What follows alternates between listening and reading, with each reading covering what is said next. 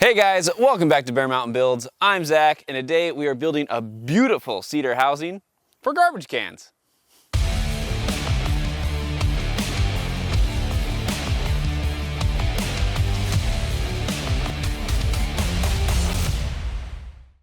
All right, so I just found out that I have to keep my garbage bins down by the end of my driveway, by the road, and I don't really want to be looking at those things all the time, and I'm pretty confident my neighbors don't either.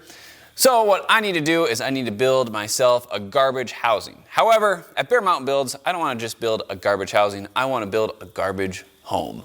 So we're going to be building that out of some pressure treated 2x6s and my favorite material, cedar fencing. So the first thing I'm going to do is take these, run them through my planer to get them cleaned up and leveled out. Let's get started. You really don't need to plane your boards. I'm only doing it to clean up the surface, which is basically similar to just sanding it, but a little faster.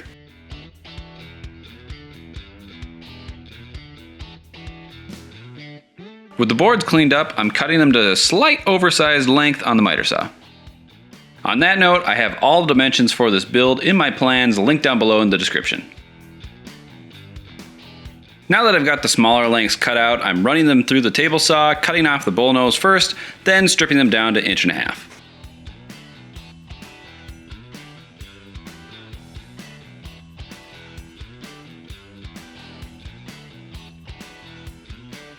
With each piece stripped out, I'm squaring one end and cutting them to final length.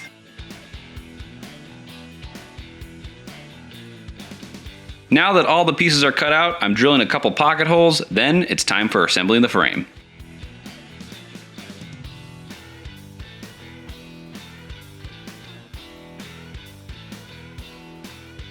I'm putting all my joints together with a combination of pocket screws, waterproof glue, and some really big gussets, but we'll get to those in a minute.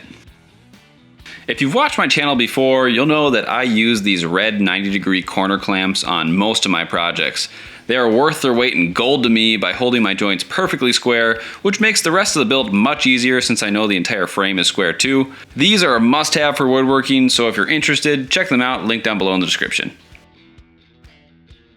I've designed this container to fit my 3 garbage cans, but you should measure your own cans and adjust the dimensions accordingly.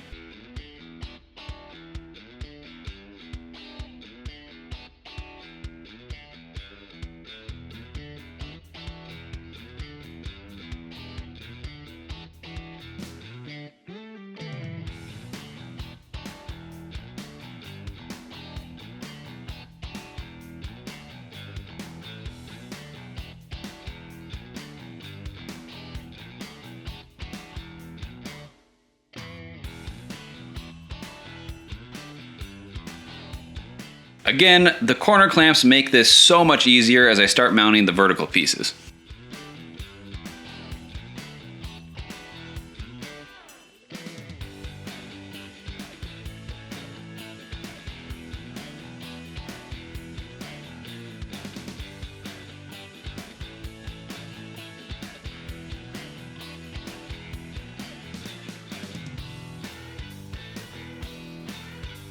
Since pressure-treated wood is softer than regular wood, pocket screws and glue aren't going to be enough to hold everything together over the long term. That's why I'm going to be reinforcing the joints with 45-degree gussets cut from more pressure-treated 2x6. I'm putting these gussets in place using more waterproof glue and 18-gauge 1 3/4 brad nails.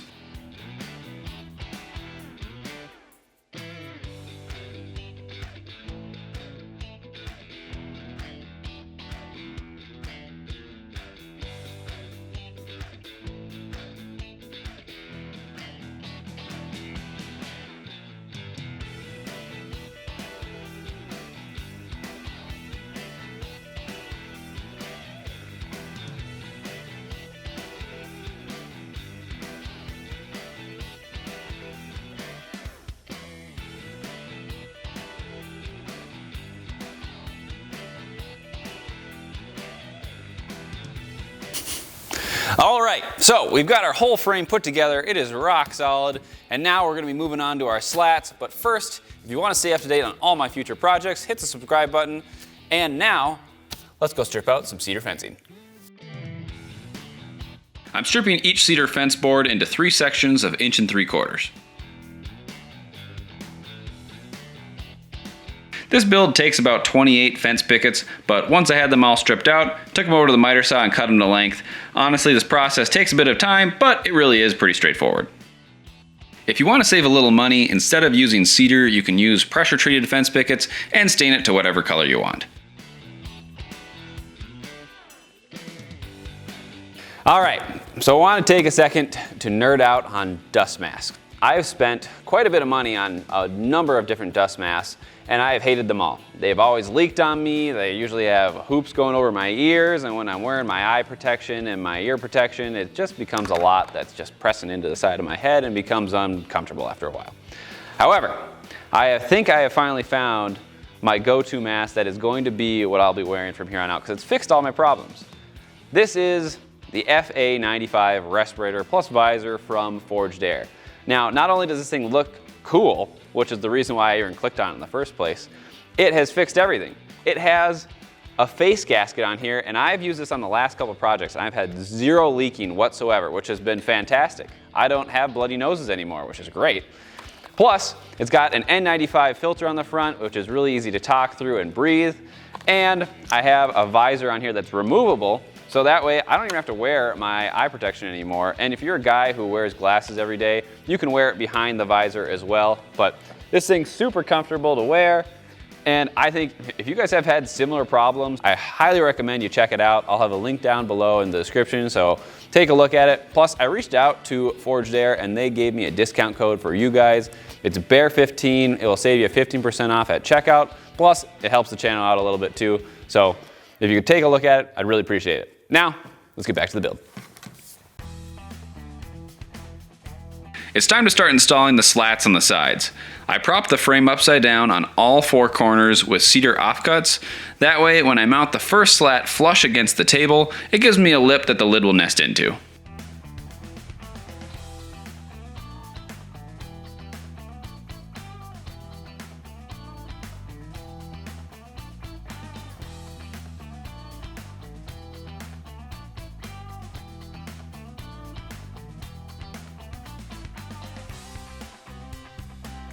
I'm mounting each slat with more waterproof glue and several 1 3/4 brad nails. These side slats are flush to the frame on each end, and I cut a 1/4 inch spacer to set the gap between each piece.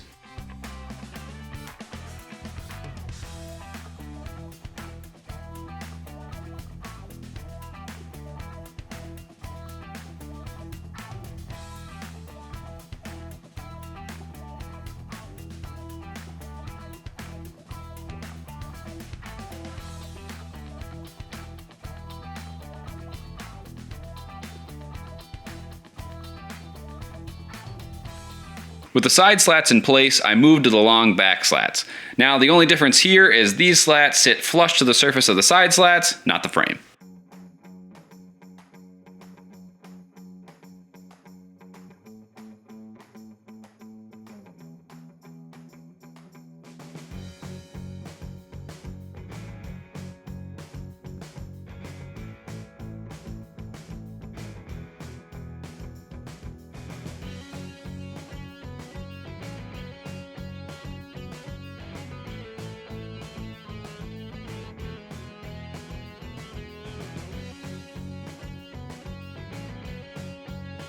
These longer slats can get a little bendy in the middle, which is why I'm installing an additional vertical frame piece to give me a place to pin the slats in place when they are evenly spaced out.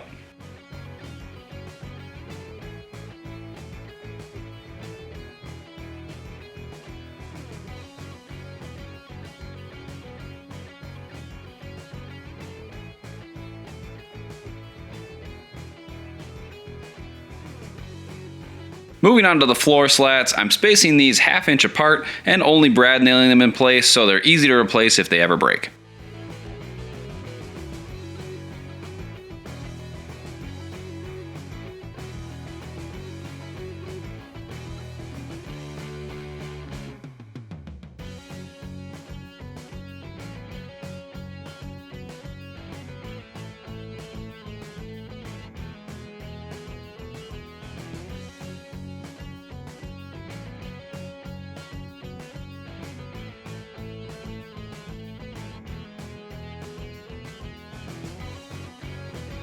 All right, so we've got all of our slats in. This thing's looking really good.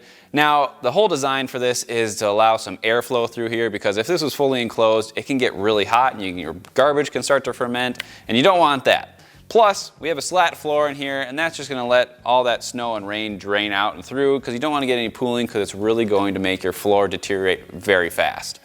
Now, everything in here is stationary, but this design has two openings. We're gonna have a lid, and we're gonna have a front gate. So the lid is just gonna be really straightforward, opens up, you can toss your trash bag in there, close it back down. And then the gate, that's more for the garbage man. When he comes to pick stuff up, he can open up that gate, pull the entire bin out, because it's gonna be heavy and you don't wanna be lifting it up and over. You can toss all that stuff, load it back in, close the gate. Now, let's talk about our lid.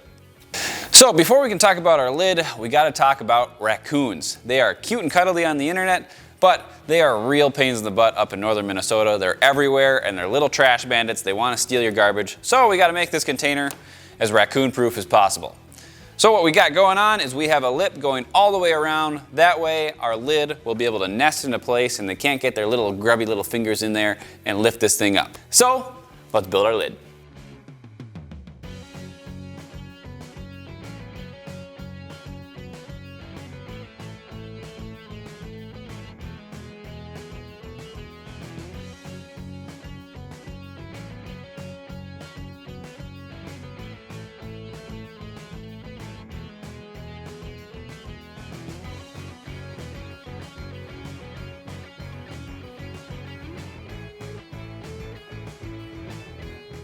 Since this lid is inset, I'm really making sure it's put together as square as possible. I'm starting off setting my base slat and braces perpendicular to each other using my 90-degree squares. Once both braces are pinned in place, I can move along installing my slats using spacers and a carpenter square with glue and 1-inch brad nails.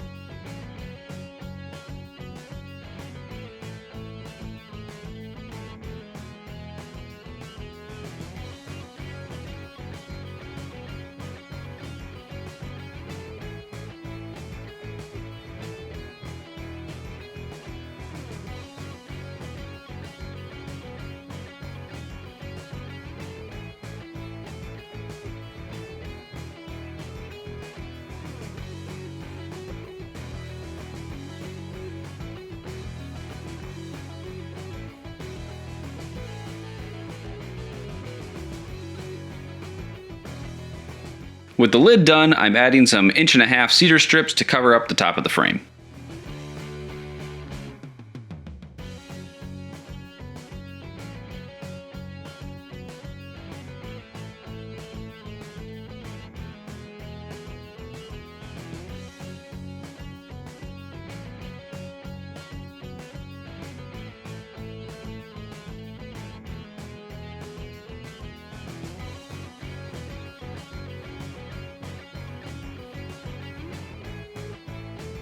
The lid dropped in looking real good. Now I'm going underneath to glue and brad nail some cedar strips to the frame to support it.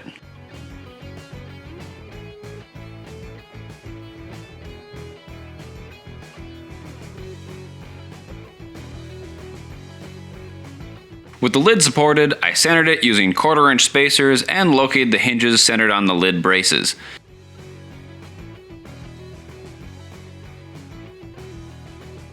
Then marked the location of the hinges on the frame and mounted them using 1/4-inch by 2-inch lag screws.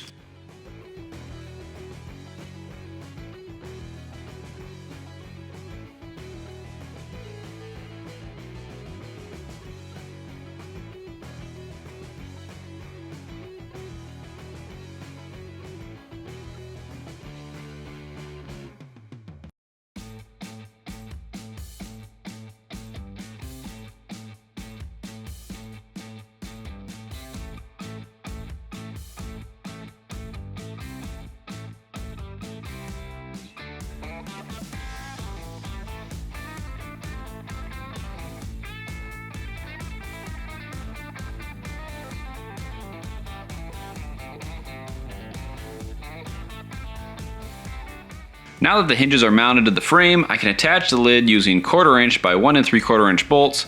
It's not shown, but there are washers and nuts on the inside.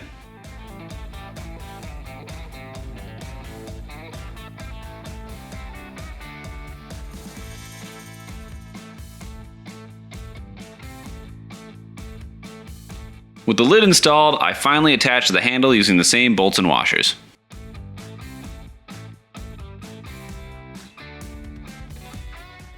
All right, so we've got our lid in, and it's pretty heavy. The wind won't blow it open, and no grubby little trash bandits are gonna get their little fingers in there either. Now, we only have one more thing left, and that is the front gate. So there are gonna be 2 gates here. There's gonna be one on the left and one on the right side. What we're gonna do is we're gonna build these out of a framing of pressure treated lumber, and then we'll put our slats on top of that. So before we can start building these doors, I did have a slight change of plan. I was gonna build some inset doors that fit around my gussets, and it was gonna have an angled look. And then I realized it's gonna reduce the strength of these a lot, and these gussets kind of get in the way. So we're gonna make square doors, and we're gonna cut these gussets out. Let's get going.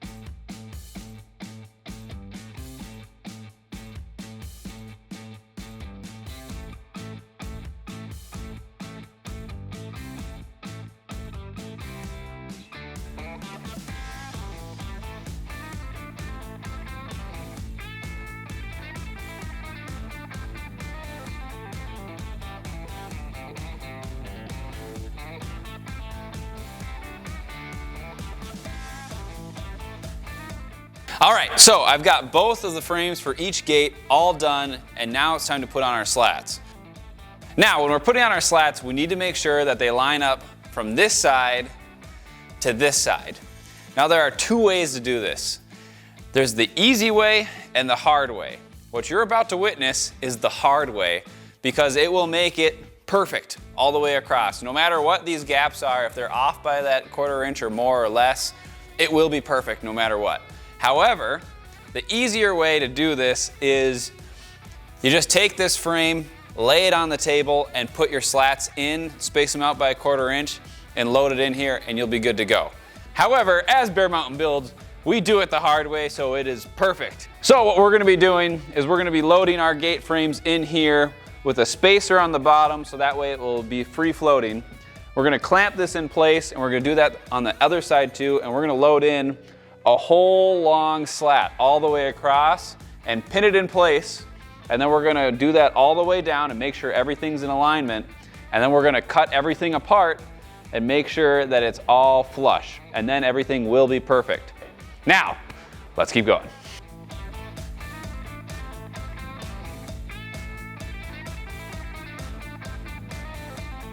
I added spacers on the side as well to give me some space to cut with my saw, plus the overall look will be even that way.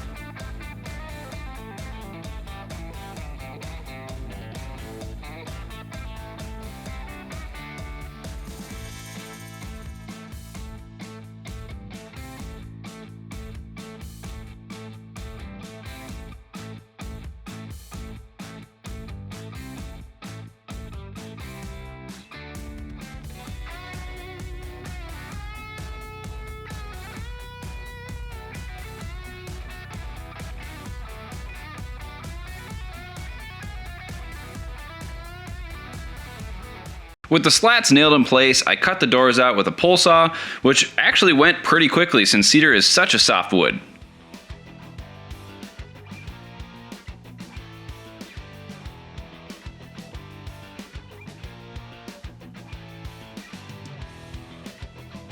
With the doors pulled out and a little cleanup, we're ready for install. I'm positioning these hinges so that they will anchor into the gussets on the door frame, since the cedar alone won't be strong enough to hold the door. I'm also pre-drilling a clearance hole through the small pieces of cedar to prevent my 1/4 by 2 inch lag screws from splitting them.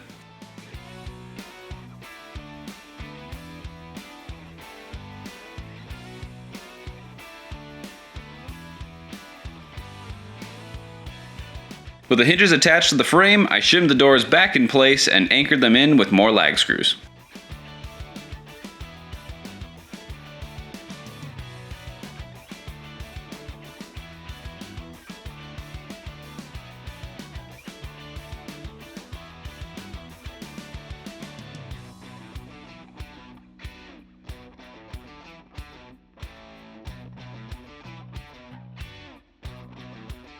With the doors in place, it's time to install the gate latch.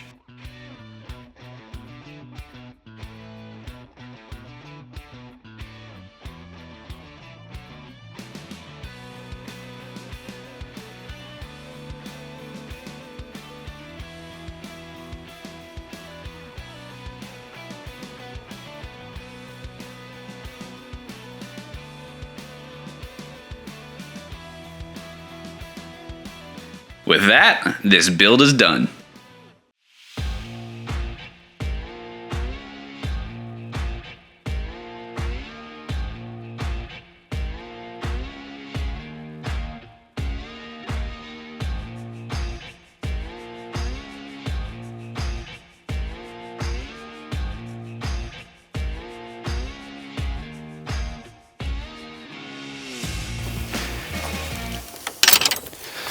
All right, the cedar housing is done. It looks so good. I am really pleased with how it turned out. We've got our lid on top, and we've got both of our front gates.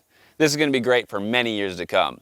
Now, as always, hit the subscribe button so you can stay up to date on all my future videos. If you enjoyed this video or learned anything, hit the like button for me. It helps me out a ton, and I really do appreciate it. And leave a comment. Let me know what you're thinking, what you think of the build, or what I should do next. Thanks for watching, and I'll see you next time.